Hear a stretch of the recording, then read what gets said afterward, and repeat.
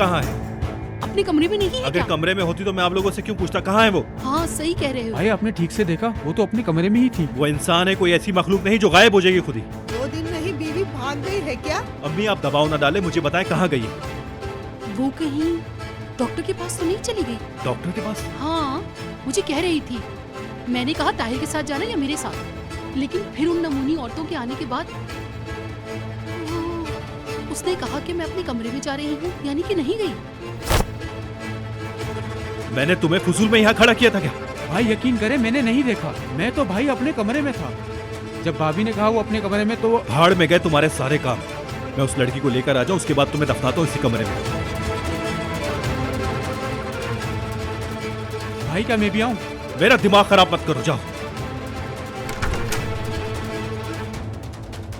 क्या मुसीबत है, अपनी मर्जी करोगी तो खुद ही फंसोगे तुम।